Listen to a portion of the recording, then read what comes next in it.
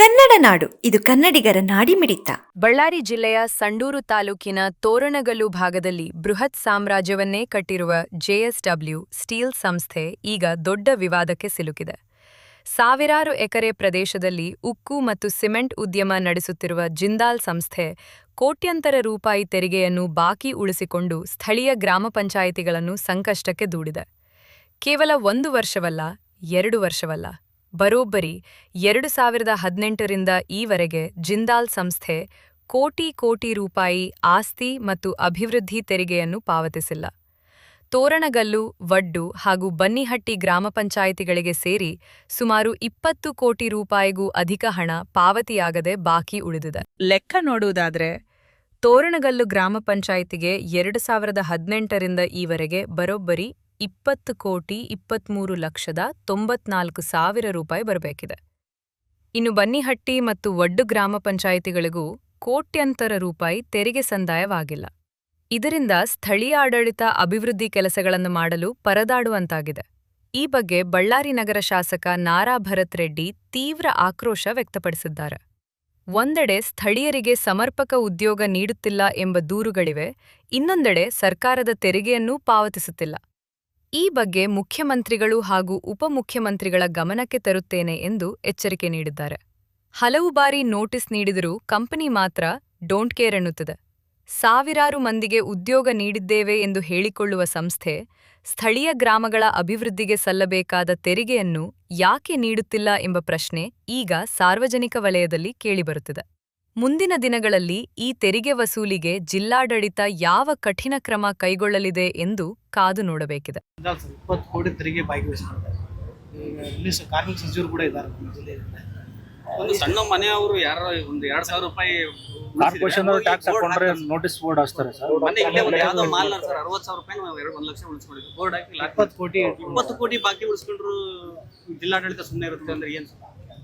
ಇಲ್ಲ, ಈಗ ಕೆಲವಷ್ಟು ಜನ ಹೆಂಗಾಗ್ಬಿಟ್ಟಿದ್ದಾರೆ ಅಂತಂದರೆ, ಈ ಮೇಲಧಿಕಾರಿಗಳು ಚಿಕ್ಕವ್ರ ಮೇಲೆ ದಂಡಯಾತ್ರೆ ಮಾಡ್ತಾರೆ, ದೊಡ್ಡವ್ರ ಗಂಟೆಗೆ ಹೋಗಲ್ಲ. ನೀವು ನೋಡಿರ್ಬೋದು, ಅದೇ ಆಗ್ತಿದೆ. ಅದು ಅನ್ಯಾಯ. ನಾವು ಕೂಡ ಮುಖ್ಯಮಂತ್ರಿಗಳ ಹತ್ರ ಮಾತಾಡ್ತೀವಿ. ದೊಡ್ಡವ್ರ ಮೇಲೆ ಏನೋ ಒಬ್ಬನ ಯಾವುದೋ ಸಣ್ಣ ಒಂದು ಬಂಡಿಯಲ್ಲಿ ಏನೋ ಮರಳು ತೊಗೊಂಬರ್ತಿದ್ರೆ ಅವ್ರನ್ನೆಲ್ಲ ಕೇಸ್ ಹಾಕಿ ಸೀಸ್ ಮಾಡ್ತಾರೆ. ಇವರು ಡ್ಯೂಟಿ ದೊಡ್ಡವ್ರನ್ನೆಲ್ಲ ಬಿಡ್ತಾರೆ. ಅದೇ ರೀತಿಯಲ್ಲಿ ಚಿಕ್ಕ ಏನೇನ ಒಂದು ಅಂಗಡಿಗೆ ಒಬ್ಬನ ಲೈಟ್ ಹಾಕ್ಕೊಂಡು ಕರೆಂಟ್ ಕನೆಕ್ಷನ್ ಡೈರೆಕ್ಟ್ ಆಗಿ ತಗೊಂಡ್ರೆ ಆ ಕರೆಂಟನ್ನು ಕಟ್ ಮಾಡ್ತಾರೆ. ಇಂಥ ದೊಡ್ಡ ಇಂಡಸ್ಟ್ರಿ ಒಬ್ಬರು ಕಟ್ಟಿಲ್ಲ ಅಂದರೆ ಇವ್ರು ಯಾರು ಮಾಡ್ತಾ ಇಲ್ಲ ಅಂತಂದರೆ ಇವ್ರ ದಬ್ಬಾಳಿಕೆ ಚಿಕ್ಕವ್ರ ಮೇಲೆ ಒಂದಿರುತ್ತೆ, ದೊಡ್ಡವ್ರ ಪರ್ವ ಹತ್ರ ಹೋಗಲ್ಲ, ದೊಡ್ಡವ್ರ ಜೊತೆಗೆ ಶಾಮೀಲಾಗಿದ್ದಾರೆ ಅಂತೇಳಿ ನನಗೆ ಅನಿಸುತ್ತೆ. ಸರ್, ಈಗ 20 ಕೋಟಿ ತೆರಿಗೆ ಅಂದ್ರೆ ಸಾಮಾನ್ಯ ಅಲ್ಲ ಸರ್. ಒಂದು ಜಿಲ್ಲೆಗೆ ದೊಡ್ಡ ಅನುದಾನ ತೆರಿಗೆ ಸಂಗ್ರಹ ವಿಚಾರ ಕರೆಕ್ಟ್. ನಾನು ಹೇಳ್ತಿದ್ದೀನಲ್ಲ, ಅಫಿಷಿಯಲ್ಸ್ ಏನಾಗ್ಬಿಟ್ಟಿದ್ದಾರೆ, ಯಾವ ರೀತಿಯಲ್ಲಿ ಚಿಕ್ಕವ್ರ ಮೇಲೆ ಬಡ ಜನರ ಮೇಲೆ ದಬ್ಬಾಳಿಕೆ ಮಾಡ್ತಾರೋ ದೊಡ್ಡವ್ರ ಮೇಲೆ ಹೋಗ್ತಾ ಇಲ್ಲ. ನಾವು CM ಅವ್ರಿಗಾಗಿರ್ಬೋದು, DCM ಅವ್ರಿಗಾಗಿರ್ಬೋದು ಈ ವಿಚಾರ ಸ್ಟ್ರಿಕ್ಟ್ ಆಗಿ ಹೇಳ್ತೀವಿ. ಯಾಕಂದ್ರೆ ನಮ್ಮ ರಾಜ್ಯಕ್ಕೆ ಬರಬೇಕಾಗಿದೆ ತೆರಿಗೆ, ಅದು ಜನರ ದುಡ್ಡು ಅಲ್ಲ. ಜಿಲ್ಲೆ ಅಂದ್ರೆ ರಾಜ್ಯಕ್ಕೆ ನಮ್ಮ ತೆರಿಗೆ ದುಡ್ಡನ್ನ ಯಾರೋ ದೊಡ್ಡವರು ಅವರು ಕಟ್ಕೊಂಡು, ಈಗ ನಾವು ಅಸೆಂಬ್ಲಿಯಲ್ಲಿ ಕೂಡ ಅದೇ ಮಾತಾಡಿದ್ವಿ, ತೆರಿಗೆ ವಂಚನೆ ಮಾಡ್ತಾರೆ, ನಮ್ಮ ಯುವಕರಿಗೆ ಜಾಬನ್ನು ಕೊಡಲ್ಲ. ನಾವು ಕನ್ನಡಿಗರಿಗೆ ಕನ್ನಡಿಗರಿಗೂ ಅದರಲ್ಲಿ ಹೈದರಾಬಾದ್ ಕರ್ನಾಟಕ ಜನಕ್ಕೆ ಒಂದು ಉದ್ಯೋಗ ಸೃಷ್ಟಿ ಮಾಡಿಕೊಡಲ್ಲ. ಎಲ್ಲರೂ ನಾರ್ತ್ ಇಂಡಿಯನ್ಸು. ಸರೋಜಿನಿ ಮಹಿಷಿ ವರದಿ ಅಂತ ಏನಿದೆ ಅದ್ರಲ್ಲಿ ಅವರು ತೋರಿಸೋದೆಲ್ಲ ಸುಳ್ಳು ಮಾಹಿತಿ. ಅವ್ರು 100 ಜಾಬ್ ಬೇಕಂದ್ರೆ 10 ಜಾಬ್ ತೋರಿಸಿ ಆ ವರದಿ ಪ್ರಕಾರ ನಾವು ಜಾಬ್ ಅನ್ನು ಕೊಟ್ಟಿದೀವಿ ಅಂತ ಹೇಳಿ ಇನ್ನ 90 ಜಾಬ್ ಅನ್ನ ಔಟ್ಸೋರ್ಸ್ ಅಲ್ಲಿ ತಗೊಂತಾರೆ. ಸಂಸದರು ಹೇಳ್ತಾರೆ ಸರ್, ನಮ್ಮಲ್ಲಿ ಸ್ಕಿಲ್ಡ್ ಎಂಪ್ಲಾಯೀಸ್ ಇಲ್ಲ, ಅದಕ್ಕೋಸ್ಕರ ಹೊರ ರಾಜ್ಯದವ್ರನ್ನ ತಗೊಂತಾರೆ ಅಂತ ಸಮರ್ಥನೆ ಮಾಡ್ತಾರೆ. ನೋಡಿ, ಏನ್ ನಾರ್ತ್ ಇಂಡಿಯಾ ಅವ್ರಕಂದ್ರೆ ನಮಗೆ ಎಲ್ಲ ಗುತ್ತಿಗೆ ಆಧಾರದ ಕೆಲಸಗಳು ಕೊಡ್ತಾ ಇದ್ರಲ್ಲ ನಮಗೆ. ನೋಡಿ, ಅವ್ರು ಯಾವ ರೀತಿಯಲ್ಲಿ ಮಾತಾಡಿದಾರೋ ಗೊತ್ತಿಲ್ಲ. ನಾರ್ತ್ ಇಂಡಿಯಾ ಸೌತ್ ಇಂಡಿಯಾ ಅವ್ರಕಂದ್ರೆ ನಾರ್ತ್ ಇಂಡಿಯಾ ಸ್ಕಿಲ್ ಅನ್ನೋದು ನಾನು ಫಸ್ಟ್ ಟೈಮ್ ಕೇಳ್ತಿದ್ದೆ. ಸ್ಕಿಲ್ಡ್ ಪರ್ಸನಾಲಿಟೀಸ್ ಇರೋದೇ ಸೌತ್ ಇಂಡಿಯಾದಲ್ಲಿ. ಅದು ವಿಶೇಷವಾಗಿ ನಮ್ಮ ರಾಜ್ಯದಲ್ಲಿ ಕರ್ನಾಟಕದಲ್ಲಿ ಆಗಿರ್ಬೋದು, ತೆಲಂಗಾಣ, ಆಂಧ್ರದಲ್ಲಿ ಬಹಳಷ್ಟು ಮಂದಿ ಸ್ಕಿಲ್ಡ್ ಲೇಬರ್ಸ್ ಇದ್ದಾರೆ. ಈಗ ಇಲ್ಲಿಂದ ಬೇರೆ ಕಡೆಗೆ ಹೋಗಿ ನಮ್ಮ ಸೆಂಟ್ರಲ್ ಗೌರ್ಮೆಂಟ್ ಅಲ್ಲಿ ಕೂಡ ದೊಡ್ಡ ಜಾಬಲ್ಲಿ ನಮ್ಮ ಸೌತ್ ಇಂಡಿಯನ್ಸ್ ಇದ್ದಾರೆ. ಅಮೆರಿಕಕ್ಕೆಲ್ಲ ಹೋಗಿ CEO-ಗಳಾಗಿದೆ. ಅಂಥದ್ದು ನಮ್ಮ ಹತ್ರ ಇಲ್ಲ ಅಂತಂದ್ರೆ ಅವ್ರು ಯಾವ ರೀತಿಯಲ್ಲಿ ಮಾತಾಡಿದಾರೋ, ಏನು ನಾಲೆಡ್ಜ್ ಇಟ್ಕೊಂಡು ಮಾತಾಡಿದಾರೋ ನನಗೆ ಗೊತ್ತಿಲ್ಲ.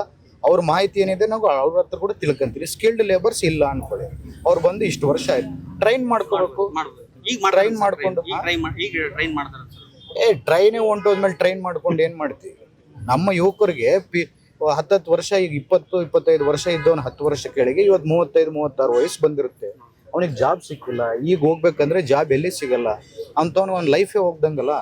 ಇಷ್ಟು ವರ್ಷದಿಂದ ನಾವೇನು ನೋಡ್ಕೊಂಡಂಗೆ ನಮ್ಮ ಯುವಕರಿಗೆ ಅನ್ಯಾಯ ಆಗ್ತಿದ್ರೆ ಕೂಡ ಅವ್ರೇನೋ ನಮ್ಮ ಐರನ್ನವ್ರು ತಗೊಂಡು, ನಮ್ಮ ನೀರನ್ನು ತಗೊಂಡು, ನಮ್ಮ ಏರಿಯಾನ ತಗೊಂಡು ನಾವು ಧೂಳು ತಿನ್ಬೇಕು, ನಮ್ಮ ಯುವಕರಿಗೆ ಜಾಬ್ ಕೊಡಲ್ಲ ಅಂದ್ರೆ ಇದು ಮುಂದಿನ ದಿನದಲ್ಲಿ ದೊಡ್ಡ ಮಟ್ಟಕ್ಕೆ ಒಂದು ಹೋರಾಟವನ್ನು ಮಾಡಬೇಕು. ನಮ್ಮ ಯುವಕರಿಗೋಸ್ಕರ ನಮ್ಮ ಜಿಲ್ಲೆಯ ಶಾಸಕರಾಗಿರ್ಬೋದು, ನಾನಾಗಿರ್ಬೋದು, ನಾಗೇಂದ್ರಣ್ಣವರು, ಗಣೇಶ್ ಅವರು, ನಮ್ಮ ತುಕಾರಾಮ್ ಅವರು, ನಾಗರಾಜ್ ಅವರು ಎಲ್ಲರೂ ಒಗ್ಗಟ್ಟಾಗಿ ಒಂದು ದೊಡ್ಡ ಹೋರಾಟವನ್ನು ಮಾಡಬೇಕು. ನಮ್ಮ ಯುವಕರಿಗೆ ಅವಕಾಶಗಳು ಕೊಡಿಸ್ಬೇಕು. ಒಂದ್ಸರಿ ವಿಧಾನಸೌಧ ಮಾತಾಡಿದ್ರು, ಅವ್ರು ಏನಾದ್ರು ಲಿಸ್ಟ್ ಕೊಟ್ರಿ ಸರ್, ನಮ್ಮ ಬಳ್ಳಾರಿ ಅವ್ರು ಎಷ್ಟು ಜನ ಕೆಲಸ ಮಾಡ್ತಿದ್ದಾರೆ ಅಂತ ಹೇಳಿ. ಅದೆಲ್ಲ ಆದ್ಮೇಲೆ ನಿಮಗೊಂದು ರಿಪೋರ್ಟ್ ಕೊಡಕ್ಕೆ ಹೇಳಿದ್ರು ಅಂತ ಹೇಳಿದ್ರು ಸರ್. ಅದಾದ್ಮೇಲೆ ನಮ್ಮ ಬಳ್ಳಾರಿ ಅವರು ಜಿಂದಾಲಲ್ಲಿ ಎಷ್ಟು ಜನ ಕೆಲಸ ಮಾಡ್ತಾರೆ ಅನ್ನೋದ್ರ ಬಗ್ಗೆ ಇಲ್ಲಿವರೆಗೂ ಎಲ್ಲೂ ಡಿಸ್ಕ್ಲೋಸ್ ಇಲ್ಲ. ಅವತ್ತು ನನಗೆ ಮಾಹಿತಿಯನ್ನು ಕೊಟ್ಟರು. ಸರೋಜಿನಿ ಮಹಿಷಿ ವರದಿ ಪ್ರಕಾರ ನಾವೆಲ್ಲ ಚೌಕಟ್ಟುಗಳಲ್ಲೇ ನಾವು ಕೆಲಸ ಮಾಡ್ತಿದ್ವಿ ಅಂತ. ನಾನು ಅವತ್ತು ಬೆಳಕನ್ನು ಏನಂತ ಚೆಲ್ಲಿದೆ, ಸರೋಜಿನಿ ಮಹಿಷಿ ವರದಿ ಅಂದರೆ ಅವ್ರ ಜಾಬ್ಗಳು ಕರೆಯೋದೇ 10 ಜಾಬ್, ಅದರಲ್ಲಿ 9 ಜನಕ್ಕೆ ಕೊಟ್ಟು ನಾವು 90% ಕೊಟ್ಟಿವಿ ಅಂತ ಹೇಳ್ತಾರೆ. ಅವ್ರಿಗೆ ಬೇಕಾಗಿರೋಂಥ ಜಾಬ್ಗಳು 100 ಇರ್ತವೆ. ಇನ್ನು 90 ಜಾಬ್ನ ಔಟ್ಸೋರ್ಸಲ್ಲಿ ಕರ್ಕೊಂಡು ನಾವು ಔಟ್ಸೋರ್ಸ್ ಕೊಟ್ಟಿವಿ, ಅವು ನಮಗೆ ಸಂಬಂಧ ಇಲ್ಲ ಅಂತೇಳಿ ಈ ರೀತಿಯಲ್ಲಿ ಮೋಸ ನಡೀತಿದೆ. ಇದನ್ನು ದೊಡ್ಡ ಮಟ್ಟದಲ್ಲಿ ಒಂದು ಚರ್ಚೆ ಮಾಡ್ಕೊಂಡು, ಇದೊಂದೇ ಫ್ಯಾಕ್ಟ್ರಿ ಅಲ್ಲ, ನಾನೇನು ಅವ್ರಿಗೇನು ಒಂದೇ ಫ್ಯಾಕ್ಟ್ರಿ ಅಂತಲ್ಲ, ಎಲ್ಲ ಏನೇನು ದೊಡ್ಡ ದೊಡ್ಡ ಫ್ಯಾಕ್ಟ್ರಿಗಳಿದಾವೆ ಎಲ್ಲರೂ ಇದೇ ರೀತಿಯಲ್ಲಿ ಅನ್ಯಾಯನೂ ಮಾಡ್ತಿದ್ದಾರೆ. ಯಾಕಂದರೆ ಅವ್ರು ದುಡ್ಕೊಳ್ಳಿ, ಇಂಡಸ್ಟ್ರಿ ಬರಬೇಕು, ನಮಗೂ ರೆವೆನ್ಯೂ ಬರುತ್ತೆ, ಜಿಲ್ಲೆ ಡೆವಲಪ್ ಆಗುತ್ತೆ.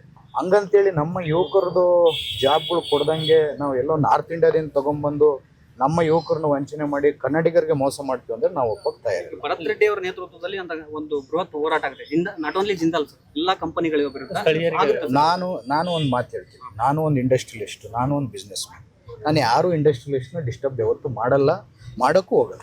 ನಂದು ಬೇಡಿಕೆ ಒಂದೇ, ನಮ್ಮ ಯುವಕರಿಗೆ ಸ್ಥಾನ ಸಿಗಬೇಕು, ನಮ್ಮ ಯುವಕರಿಗೆ ಜಾಬ್ಗಳು ಸಿಗಬೇಕು. ಯಾಕಂದರೆ ನಮ್ಮ ಯುವಕರು ಇವತ್ತು ಬೆಂಗಳೂರಲ್ಲಿ ಹೋಗಿ ಪಾರ್ಸಲ್ ಡೆಲಿವರಿಗೆ ಸ್ವಿಗ್ಗಿ ಆಗಿರ್ಬೋದು, ಝೊಮ್ಯಾಟೊ ಆಗಿರ್ಬೋದು, ಇಂಥದ್ರಲ್ಲಿ ಕೆಲಸ ಯಾಕೆ ಮಾಡಬೇಕು? ನಮ್ಮ ಯುವಕರು ಇಲ್ಲೇ ನಾವು ಜಾಬ್ಗಳು ಇಟ್ಕೊಂಡು, ಇಷ್ಟು ದೊಡ್ಡ ಫ್ಯಾಕ್ಟ್ರಿಗಳು ಇಟ್ಕೊಂಡು, ಬೆಂಗಳೂರವರು ನಾವು ಹೋದಾಗ, ಬೆಂಗಳೂರಲ್ಲೋ ಇನ್ನೊಂದು ದೊಡ್ಡ ಸಿಟಿಗೆ ಹೋದಾಗ, ನಿಮ್ಗೇನಪ್ಪ ಅಲ್ಲಿ ದೊಡ್ಡ ದೊಡ್ಡ ಇಂಡಸ್ಟ್ರೀಸ್ ಇದ್ದಾವೆ, ನಿಮ್ಗೇನು ಜಾಬ್ಗಳು ಸಿಗ್ತವೆ, ರೆವೆನ್ಯೂ ಬರುತ್ತೆ ಅಂತೇಳಿ ಮಾತಾಡ್ತಾರೆ. ಆದರೆ ವಾಸ್ತವಾಂಶವಾಗಿ ನಮ್ಮ ಮಕ್ಕಳಿಗೆ ಒಂದು ಜಾಬು ಸಿಗ್ತಾ ಇಲ್ಲ, ಒಂದು ಕೆಲಸನೂ ಸಿಗ್ತಾ ಇಲ್ಲ.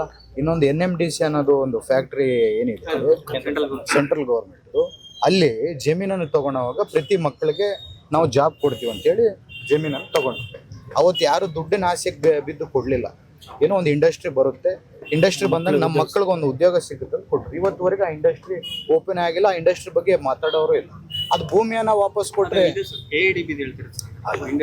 NMDC ನಂದು ಹೋಗಿದೆಯಪ್ಪ ಭೂಮಿ, ನಂದು KDB ಅಲ್ಲ, ಎನಿಥಿಂಗ್ KDB ಇಂದ ಅಕ್ವಿಸಿಷನ್ ನಡೆಯೋದೇ KDB ಇಂದ ನಡೆಯುತ್ತೆ. ಅವತ್ತು ಮಾತೇನು ಕೊಟ್ಟಿದ್ರು ಅವರು, ನೀವು ಜಮೀನನ್ನು ಕೊಡ್ರಿ, ನಾವು ಜಾಬನ್ನು ಕೊಡ್ತೀವಿ ಅಂತ ಹೇಳಿ ಕೊಟ್ಟಿದ್ರು.